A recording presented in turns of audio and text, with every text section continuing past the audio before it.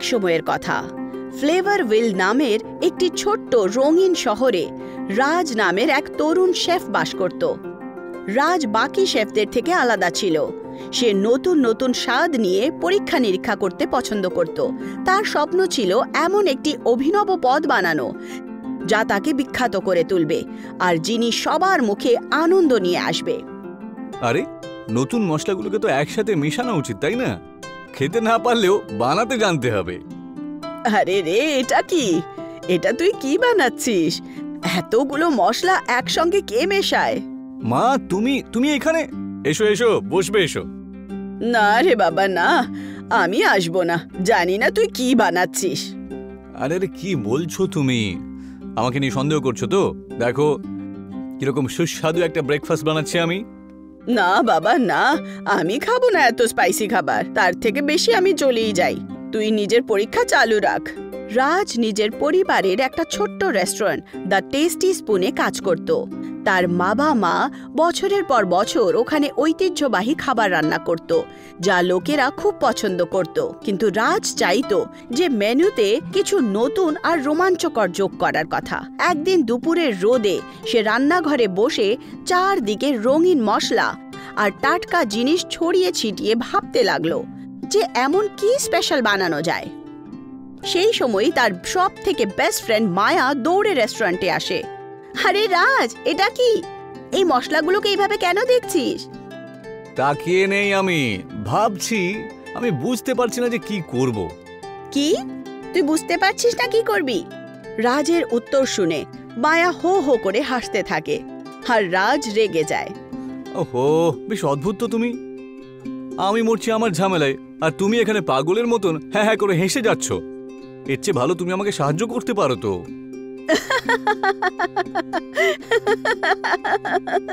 কি আমি আর তোমার সাহায্য?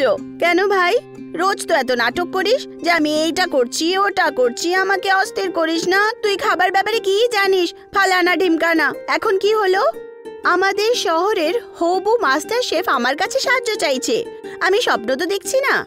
হয়েছে তোমার হাসাহাসি ঠাট্টা করা, নাকি এখন অনেক বাকি রয়েছে? হ্যাঁ, ঠিক আছে, হয়ে গেছে। এখন বল কি ব্যাপার? আরে কিছু না, আমি ভাবছি যে নতুন কিছু তৈরি করা যায়। কিন্তু আজকে এত মশলা একসাথে থাকার পরেও কিছুই বুঝতে পারছি না যে নতুন কি বানাবো। রাজের কথা শুনে মায়াও অবাক হয়ে যায়। সেও কিছু বুঝতে পারছিল না। তক্ষুনি তার চোখ স্ট্রবেরির ওপর পড়ে। রাজ, তুই স্ট্রবেরি দিয়ে মশলাদার কিছু তৈরি কর না, ঝাল আর মিষ্টি। তীখা আর মিঠা বলা না, ঠিক, ঝাল আর মিষ্টি। বাহ, এ তো দারুণ ব্যাপার। আমরা আজকে এরকম কিছু একটা বানাবো, ঠিক আছে? তৈরি থাকো। মায়ার বলা আইডিয়া কাজ করে গেল। তারা বাজার থেকে টাটকা স্ট্রবেরি কিনে আনে, রঙিন মশলা সংগ্রহ করে আর তার সাথে পাস্তাও নিয়ে নেয়। চলো শুরু করি আমরা তন্দুরি স্ট্রবেরি পাস্তা। রাজ খুব উৎসাহ দিয়ে কাজ শুরু করে। সে প্রথমে পাস্তা সেদ্ধ করে, স্ট্রবেরি গ্রেট করে নেয় আর দই আর একটি বিশেষ তন্দুরি মশলা মিশিয়ে দেয়, যার কারণে মিশ্রণটি সামান্য ধোঁয়ার গন্ধ পেতে থাকে। বাহ রাজ, কি গন্ধ রে! তুই তো আশ্চর্য করেছিস রে। মনে করছে এক্ষুনি খেয়ে নি। আরে ধৈর্য ধরো মায়া, এখন অনেক কাজ করতে হবে আমাদের। রাজ মিক্সচারটা এক করে নেয় আর একটা বেকিং ডিশে রেখে ওপরে চিজ ছড়িয়ে দেয় আর ওভেনে ঢুকিয়ে দেয়। আর এখন ওরা দুজন ওভেনের ওপরে চোখ রেখেছিল। আশা করছি এটা ভালো খেতে হবে। আরে তুই তো বাচ্চাদের মতো কাঁপছিস রে।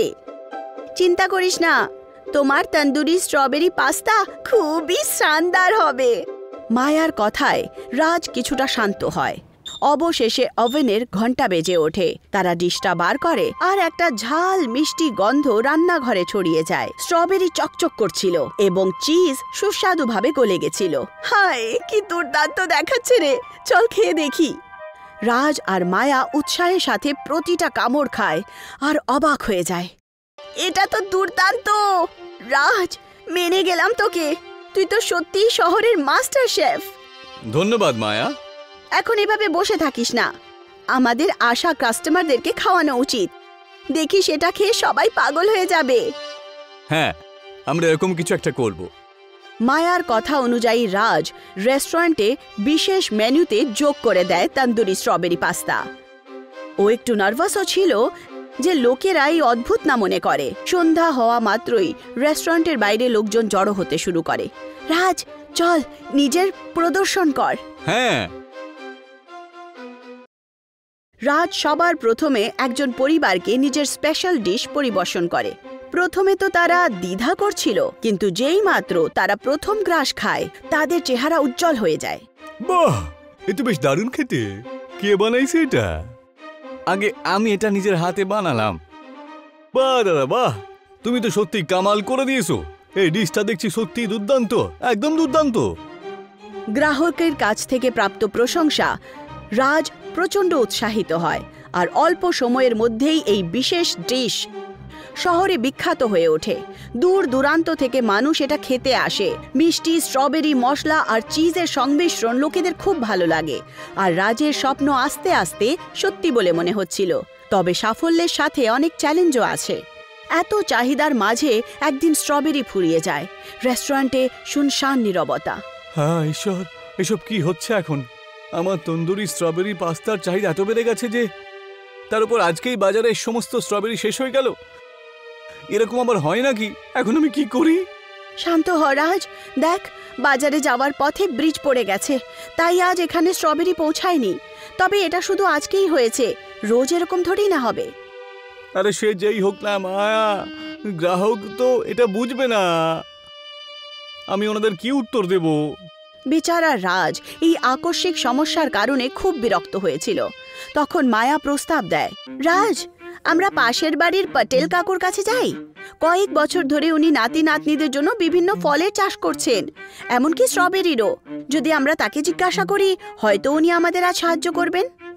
কিন্তু ওরা কি এতে রাজি হবে? চেষ্টা করা যাক না। রাজ মায়ার এই প্রস্তাবে রেডি হয়ে যায়। সে সময় না নষ্ট করে পটেল কাকুর কাছে যায়। ওখানে গিয়ে রাজ ওনাকে সবকিছু বলে। রাজের প্রবলেম শুনে পটেল চাচা বলে ওঠেন, এমনিতে আমি আমার জমির ফসল নিয়ে ব্যবসা করি না। তোমার ব্যাপারটা আলাদা। তুমি মন থেকে তোমার গ্রাহকদের খাবার খাওয়াতে চাইছো, সেই জন্য রাজ বাবা তোমাকে আমি অবশ্যই সাহায্য করিব। অবশেষে সব ঠিক হয়ে যায়। পটেল কাকুর সহায়তায় রেস্টুরেন্ট আবার চলতে শুরু করে। রাজের কঠোর পরিশ্রম ফল দেয়। সে পুরো শহরে জাদুকরী স্বাদের শেফ হিসেবে পরিচিত হয়। এইটুকুই নয়, কয়েক মাসের মধ্যেই দ্য টেস্টি স্পুন শহরের সবথেকে প্রসিদ্ধ রেস্টুরেন্ট হয়। সাথেই রেস্টুরেন্টের বিকাশও হয়। আর এখন তো রাজ কুকিং ক্লাসও নেয়। আরে বাহ মাস্টার শেফ, তুমি তো অনেক খ্যাতি পেয়েছো। হ্যাঁ, সে তো যাবই। আমি দিনরাত পরিশ্রম করি। আমি তোমার মতন নয় যে একবার করে আসবে আর সবার মাথা চিবিয়ে খেয়ে চলে যাবে। বাহ বাবা বাহ, ফেম পাওয়ার পরেই তুমি তো সপ্তম আকাশে উঠে গেছো। বলো না, এই যে ডিশটা না, যার জন্য তুমি পুরো শহর জুড়ে বিখ্যাত, তার আইডিয়াটা আমিই দিয়েছিলাম। আচ্ছা আচ্ছা, ঠিক আছে ঠিক আছে, এখন থাক। আর এইভাবে কঠোর পরিশ্রম, বন্ধুত্ব আর এক চুটকি কল্পনা রাজের স্বপ্নকে সত্যি করে তোলে। ফ্লেভারভিলের লোকেরা রাজ এবং মায়ার গল্পে জড়িত প্রতিটি কামড়ের মধ্যে মিষ্টতা এবং উষ্ণতা অনুভব করেছিল।